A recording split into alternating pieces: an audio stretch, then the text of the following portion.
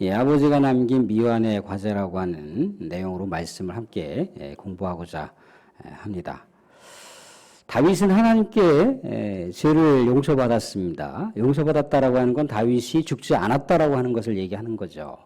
그런데 죄 자체가 갖고 있는 그 영향과 결과로 인해서 그 칼날이 어디로 향하겠습니까? 다윗에게는 직접적으로 향하지 않는다 할지라도 또 다른 대상에게 향할 수밖에 없다는 겁니다. 그것이 죄의 파괴적인 그런 기능이라고 하는 것을 우리가 알 수가 있다는 겁니다. 그래서 어떻게 됐던가요? 이제 가정사 안에 이제 비극적인 문제가 조금씩 터지기 시작을 해요. 그 비극적인 문제가 뭐냐면 자신의 장남과 또 이복 누이의 동생 간에 어떻게 보면은 차마 끔찍하게 일어나지 말아야 될 그런 엄청난 상황이 벌어졌습니다. 장남과 또 자기의 동생이 서로 어떻게 됐던가요? 간간을 하는 그런 상황이 생겨버렸다는 거죠. 겁탈을 하는 상황이 생겼습니다. 어떤 근친상간을 해버리는 그런 상황이 돼버렸다는 거죠. 이 문제가 어디서부터 파생된 겁니까? 다윗의 죄의 영향 때문에 이제 파생이 된 거라고 하는 것을 알 수가 있어요. 근데 그동안에는 이제 모든 상황 자체를 다윗이 분노를 했지만 어쩐 일인지 다윗이 뭔가 행동을 개시하지 않아요. 그죠? 이 상황에 대해서 뭔가 미온적으로 대응을 하고 뭔가 적극적인 자세를 통해서 이 문제를 해결하려고 해야 되는데 해결하지 않는다는 겁니다. 두 가지 이유가 있는 거죠. 그죠? 하나는 자기도 윤리적으로 이미 범죄를 했고 윤리적으로 사람을 죽였습니다. 사람을 죽이고 사람을 속인 자가 그거보다 덜한 범죄를 저지른 아들에게 이렇다 할 명분이 없다는 겁니다. 또 하나는 뭐냐면 자기가 그동안 가족으로부터 받지 못한 사랑에 대한 애정 결핍증이 있음으로 인해서 자기의 자녀들만큼은 이런 결핍을 느끼지 않도록 하기 위해서라도 더 많이 사랑하겠다라고 하는 그런 마음 때문이라는 거예요. 그러니까 지나친 자녀에 대한 사랑과 관심이 어떻게 든가요? 자식의 미래를 망쳐버리는 상황이 되어버렸다는 겁니다. 어떻게 보면 다윗이 해결해야 될 과제인데 다윗이 해결하지 못한 그냥 미완의 과제로 다 남겨져요.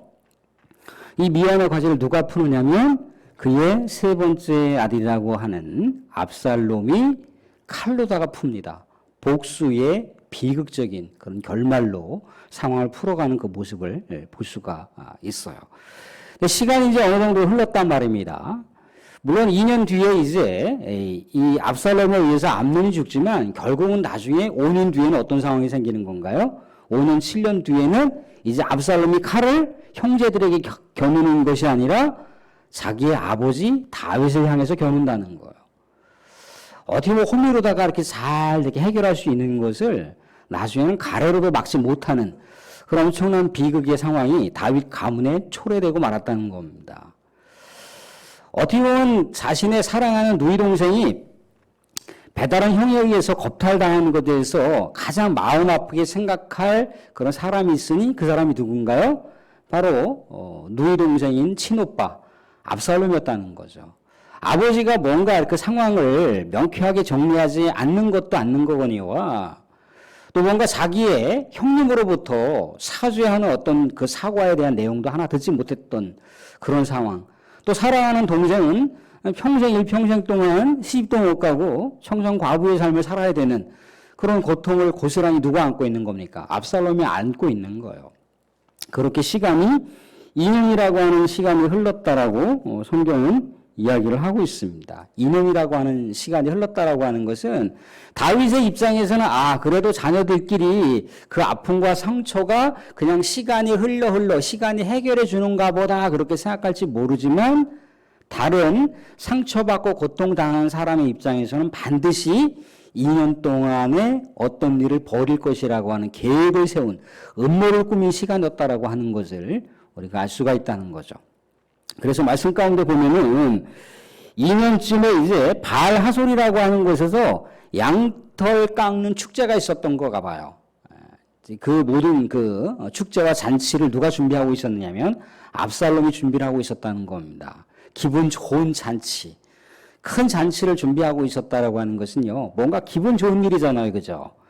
그래서 이제 압살롬의 이 아들이 이제 아버지 다윗에게 요청을 했습니다. 아, 형님들이나 동생들하고 같이 아버님 또 신하들과 같이 이렇게 그 바라소로에 있는 양털 깎는 축제에 오셔서 같이 이렇게 기쁨을 좀 만끽하셨으면 좋겠습니다. 그랬더니 다윗이 이제 거절을 하죠, 그죠?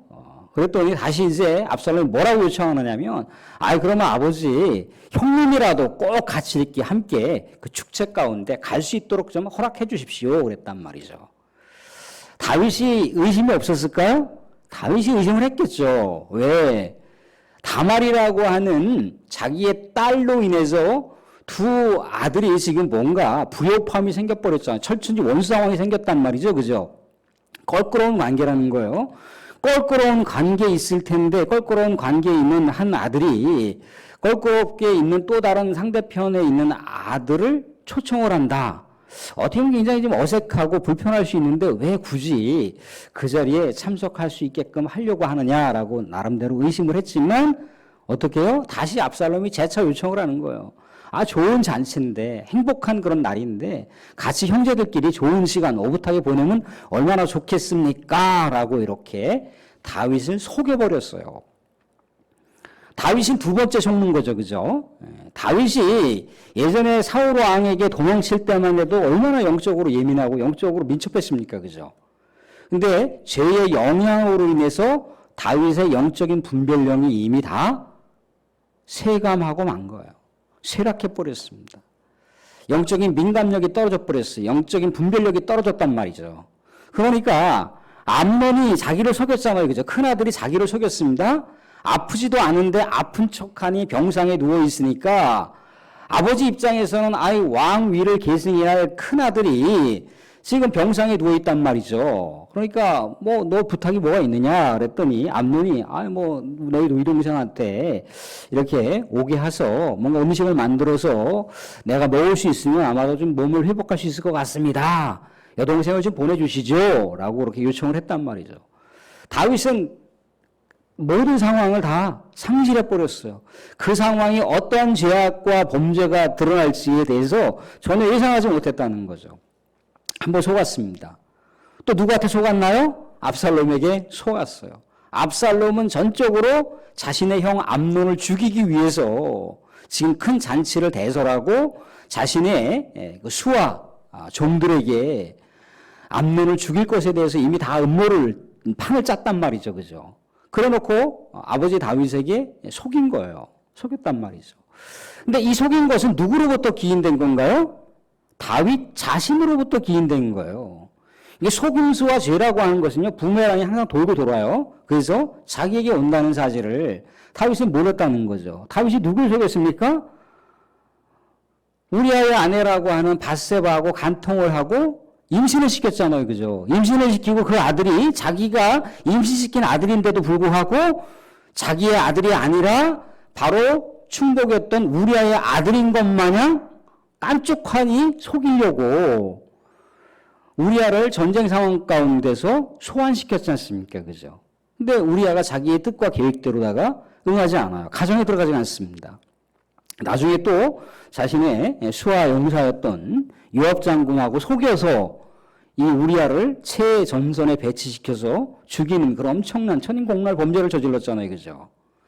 그러니까 이 다윗이 속이고 속였던 그 상황, 속여서 사람을 죽였던 그 상황이 고스란히 자식들에게도 나타나는 그 모습이 오늘 말씀 가운데 등장하고 있다는 겁니다.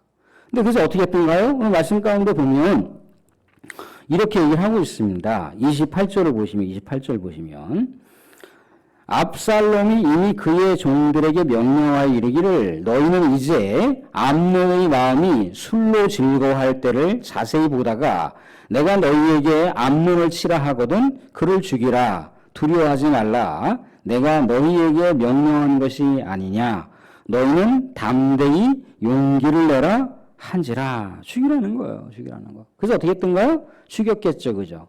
죽여서 이제 모든 다윗의 아들들이 다 이리 뛰고 저리 뛰고 이제 도망을 갔겠죠. 그죠? 근데 이때 누가 등장을 하느냐면 암논에게 간교하게 자신의 여동생을 겁탈할 것에 대해서 음모를 꾸며준 요나답이라고 하는 이 다윗의 형의 아들인 말하면 조카죠. 다윗의 조카가 또 등장을 하는 거예요. 또 등장을 해서 어떻게 지금 다윗에게 이야기를 해주고 있느냐면 32절에 이렇게 얘기를 해주고 있습니다. 32절 보시면 다윗의 형 시므아의 아들 요나답이 아뢰어 이르되 내 주여 젊은 왕자들이 다 죽임을 당한 줄로 생각하지 마옵소서. 오직 암논만 죽었으리라. 그가 압살롬의 누이 다말을 욕되게 한 날부터 압살롬이 결심한 것이니이다. 33절에도 그러한즉 내 주 왕이여 왕자들이 다 죽은 줄로 생각하여 상심하지 마옵소서. 오직 암논만 죽었으리라. 그랬더니 아니나 다를까 살아 돌아온 왕자들이 있었다는 거죠. 암논만 빼놓고 나머지 왕자들은 다 살아 돌아왔어요. 그러면 이런 생각을 해볼 수 있지 않나요? 요나답이라고 하는 사람은 분명히 암논과 그의 이 이복 동생이었던 압살롬과의 사이를 이미 예상하고 있었다는 거잖아요. 그죠? 그리고 암논이 자신의 이복 여동생을 겁탈할 때 적어도 절친한 친구이고 나름대로 이 다윗 가문의 모든 상황들을 다 꿰뚫고 있었다면 자신의 절친이라고 하는 이 사촌 친구 암논에게 여보게 어떻게 이 가족 안에서 이런 일을 이런 비극적인 상황을 만들어서는 안 되네라고 하면서 뜨려 말려야지 맞는 거잖아요. 그죠? 말려야 되는 거잖아요. 이건 천인공노할 범죄니까 너의 동생을 그런 식으로 해갖고 겁탈할 생각은 하지들 말으라고 이렇게 해야 되는데 오히려 그 일을 벌리라고 겁탈할 계획과 음모를 꾸며준 사람이 누굽니까? 이 압살롬이라는 사람이에요. 그러면 암논이 분명히 압살롬의 그 잔치를 대설한 장소에 참석을 하게 되면 무슨 일이 일어날 것에 대해서 어느 정도 예감을 할 수 있었다라는 거예요. 그런데 요나답은 모든 상황 자체를 침묵해버렸어요. 비극적인 상황이 벌어졌죠. 그런데 또 다시 어떻게 왕에게 등장을 해서 다윗 왕에게 등장을 해서 이만저만 저만해서 압살롬이 암논만 죽였으니까 걱정하지 마십시오라고 이렇게 얘기를 하고 있다는 거예요. 이런 이야기를 고할 때 압살롬은 어떻게 했을까요? 압살롬은 도망을 쳤겠죠. 그죠? 뭔가 이 사람과 사람 사이에 아주 그 이간하는 그 상황 때문에 간교하게 개입하는 상황 때문에 어떻게 된가요? 다윗의 부자 간의 상황들이 더 꼬이고 더 비극적인 상황으로 나아가더라는 거예요. 사실 우리는 이 세상을 살면서 예레미야가 그렇게 얘기를 했잖아요. 이 세상에 살아가는 모든 사람들이 다 뭐라고 얘기합니까? 인간의 마음이 다 부패하다고 얘기를 해요. 인간의 마음이 다 부패하다. 인간의 마음이 다 부패하기 때문에 사람과 사람 사이 항상 누군가가 이렇게 개입하게 돼 있어요. 개입을 해서 항상 자신의 유리한 입장을 이렇게 틀어가요. 항상 어떤 불화와 뭔가 화해하지 못하는 상황이 생기면 뭔가 화해할 수 있도록 사람과 사람 사이 연결을 해줘야 되잖아요. 그죠? 부모님이 그렇잖아요. 동생 간에 싸웠어요. 자녀들 간에 싸움이 있었습니다. 그럼 부모가 개입을 해서 이만저만 해서 네가 이해해라. 네가 형이니까 더 참아라. 네가 동생이니까 한 번 다 양보해라. 이런 식으로 뭔가 부모의 마음은 화해시키려고 하잖아요. 그죠? 그런데 요나답이라고 하는 사람은 자꾸만 이간하는 거, 이간해서 자기를 유리하게 하는 거예요. 항상 편다르게 하는 그 사람들의 모습을 보면 항상 그 안에 개입을 해서 어떻습니까? 자기의 이권을 챙긴다는 거예요. 그래서 A라고 하는 사람, B라고 하는 사람과 서로 화해를 하고 서로 교집합을 만들고 서로 공감대를 만들어서 서로 더 좋은 분위기로 만들어야 되는데 A라고 하는 사람한테 B라고 하는 사람이 그렇게 얘기하는데 맞아? 그러면서 괜히 마음을 쓱쓱쓱 의심하게 만들고 B라고 하는 사람을 더 나쁜 마음을 품게 만들고 그래서 어떻게 했던가요? 서로 더 멀어지게 만든다는 거예요. 또 B라고 하는 사람한테도 가서 A라고 하는 사람이 그렇게 얘기합니까? 그러면서 B라고 하는 사람과 사는 사람이 더 멀어지게 만드는 이런 상황이 누굽니까? 바로 사탄이에요, 사탄. 사탄이 이렇게 만드는 거예요. 하나님과 사람 사이 이간했던 자가 간교한 자, 서로 벌어지게 만드는 자, 그게 누군가요? 사탄이에요, 사탄. 이 지금 요나답은 사탄의 행동을 하고 있다는 겁니다. 그런데 사탄의 행동을 하기 전에 비밀을 누가 제공한 거예요? 모든 상황 자체는 다윗이 비밀을 제공했습니다. 하루아침에 두 아들을 잃어버렸습니다. 한 아들은 어떻게 했던가요? 세 번째 아들에 의해서 피해 살육으로 죽게 되고 하나들은 도망쳤어요. 어디로 도망쳤습니까? 자기의 외갓집으로 도망쳤어요. 외갓집으로 도망쳐서 어떻게 했던가요? 다윗의 31절 보시면 왕이 곧 일어나서 자기의 옷을 찢고 땅에 둘어놓고 심각한 그 고통과 아픔을 얘기하는 거예요.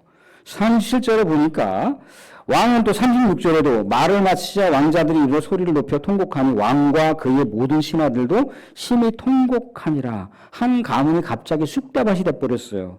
또 아들은 압살롬은 어떻게 했던가요? 압살롬은 아까 얘기한 대로 요나답이 그렇게 왕한테 얘기할 때 압살롬을 즉시 체포해서 당장 내 앞으로 끌고 와라 그래야 되는데 이미 시기를 놓쳐버렸어요. 그러니까 37절에 압살롬은 도망하여 그슬 왕 암미울의 아들 다윗에게로 갔고 외갓집이잖아요. 외갓집에 도망갔습니다. 또 그러고 또 시간이 얼마나 또 흘렀던가요? 38절 보니까 압살롬이 도망하여 구슬로 가서 거기에 산지 3년이라고 하는 시간이 흘렀어요. 죽은 아들도 아들이거니와 이제 압살롬에 대한 그 부성애가 넘친다는 거죠. 그죠?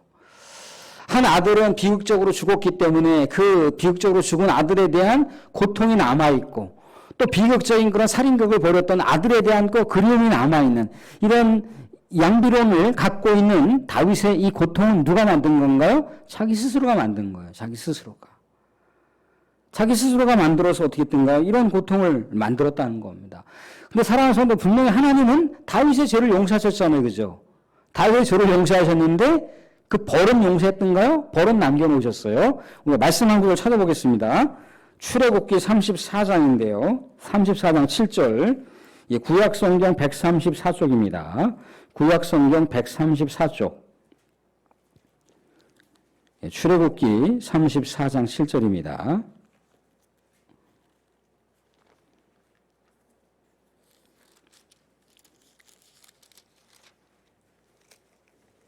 예, 찾으셨나요? 예, 구약성경 134쪽에 출애굽기 34장 6절 7절 한번 보도록 하겠습니다. 6절 7절 시작.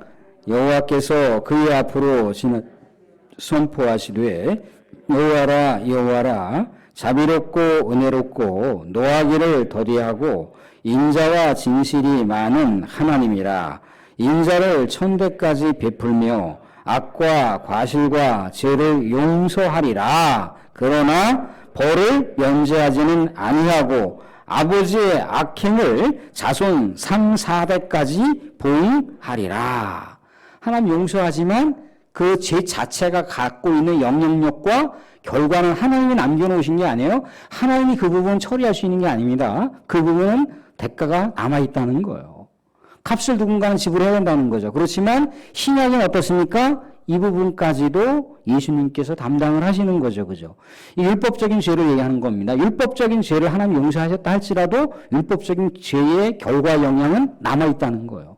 그래서 어떻게 했던가요? 두 아들이 고스란히 이 죄악의 영향을 받지 않습니까? 그죠? 다윗이 여기서 만약에 암논이 죄를 범한 것, 자신의 사랑하는 딸에게 이렇게 물론 배다른 형제이긴 하지만 그 딸에게 뭔가 겁탈 행위를 하게 됐을 때 다윗은 여기서 뭔가 적극적으로 개입을 했어야 됩니다. 적극적으로 개입을 했다면 이 정도의 비극적인 상황의 결과를 만들지 않았겠죠. 그런데 다윗은 이미 죄 때문에 자기의 영적인 민감도와 영적인 분별력을 상실해버렸어요. 그러니까 아들을 감싸는 것, 그냥 아들을 그냥 지켜봐주는 것이 부성애를 표현한 것으로다가 이해했다는 겁니다. 자신 농사 망쳐버린 거죠. 자신은 하나님 앞에 깨어있는 존재가 됐을지 모르지만 자기의 사랑하는 자녀가 하나님과 이미 떠났고 자신과 떠났던 그런 비극적인 결말을 다윗이 애초부터 만들어 놓은 귀결이라는 거예요. 다윗은요, 이미 이 상황을 해결할 수 있는 시기와 때를 놓쳤어요. 이미 뭔가 막을 수 있을 때 막았어야 되는데 그 때를 놓치니까 어떻게 했던가요? 더 해결하기가 어려워진 거예요. 좀 전에 말씀드렸지만 이 압살롬은 결국 자기네 형만 죽이는 것이 아니라 누구에게 칼을 겨누고 있습니까? 모든 이 나라, 이 땅, 이 민족의 상황을 죄악으로 만들어버린 아버지에게 칼을 겨누는 거예요. 그래서 아버지와 아들 간의 피해 살육의 상황이 벌어집니다. 그리고 다윗의 후궁이라고 하는 모든 사람들을 백주대낮에 압살롬이 겁탈을 해버려요. 나라를 거의 빼앗겨버릴 수 있는 그런 상황이었는데 하나님의 놀라운 은혜 가운데 다윗에게 향하는 그 칼의 사정을 두지 않는 그 모습을 하나님께서 막아주시잖아요. 그러니까 사랑하는 우리는 여기서 뭐를 생각해 봐야 됩니까? 인간의 마음은 심히 부패합니다. 그러면 하나님께서 우리에게 남겨놓으신 게 있어요. 하나님께서 남겨놓으신 거는 하나님의 정의론이라는 겁니다. 그래도 보다 더 정의롭고 보다 더 합리적이고 보다 더 선한 것을 우리가 추구할 수 있게끔 하나님께서는 남겨놓으셨다는 겁니다. 그래서 우리가 어떤 상황 가운데 사태 가운데 우리 나름대로도 뭔가 처리할 수 있을 때 처리하지 못하면 그 처리하지 못한 것으로 인해서 더 큰 악과 더 큰 화가 남겨질 수가 있다는 거예요. 우리가 분별력을 상실하거나 우리가 영적인 어떤 그런 영문함을 상실하게 됐을 경우에는 죄는 얼마든지 우리의 머릿속을 들어와서 다 휘저어 놓고 죄가 죄인지도 모르는 무감각한 상황으로 만든다는 것을 말씀은 얘기하고 있습니다. 이것은 다윗에게만 제한된 것이 아니라 우리에게 동일하게 나타날 수가 있다는 겁니다. 죄악의 상황을 우리가 너무나 쉽게 넘겨버릴 수가 있어요. 누군가가 친한 사람이 있으면 친한 사람이 죄를 저지르면 어떻게 합니까? 덮어주려고 하지 뭐라고 얘기하지 않는다는 거예요. 때론 지적을 해야 된다는 겁니다. 그냥 좋은 게 좋은 거라고 넘어가게 되면 그것이 나중에는 어떻게 되는 거예요? 내가 또 다르게 알고 있는 사람에게 영향을 미친다는 거예요. 자기에게 영향은 안 미친다 할지라도 제3자가 나하고 아주 가까운 사람일 수가 있다는 겁니다. 죄라고 하는 영향력과 파괴력이라고 하는 것은요, 부메랑이 되어서 나를 거쳐간다 할지라도 또 다른 사람에게 그 부메랑이 꽂히게 돼 있다는 겁니다. 그리고 또 하나는 뭐냐면 죄를 해결할 수 있을 때 또 문제를 해결할 수 있을 때 적시에 해결하지 못하면 그것은 점점 더 커진다는 거예요. 그래서 나중에는 해결할 수 없는 상황까지 간다라고 하는 것입니다. 사실은 여기서 얘기하는 바는 죄가 그만큼 무섭다는 거예요. 그래서 하나님은 죄악 가운데 멀리 하시길 원하시고 있고 믿음의 백성들이 항상 죄를 저질렀을 때 하나님 앞에 부복하며 회개하기를 원하신다는 겁니다. 사랑하는 언제나 우리 하나님의 말씀 가운데 깨우시고 또 하나님 앞에 깨우셔서 영적인 분별력을 늘 언제나 충만하게 성령 충만하게 담재하시고 또 우리가 죄악 가운데 살아가는 모습이 있다 할지라도 그 죄악의 길에서 벗어나서 항상 우리 하나님께서 원하시는 의로운 길, 정의로운 길을 선택하시고 결단하시는 은혜가 저와 여러분과 내 있어지기를 주님으로 축원드립니다.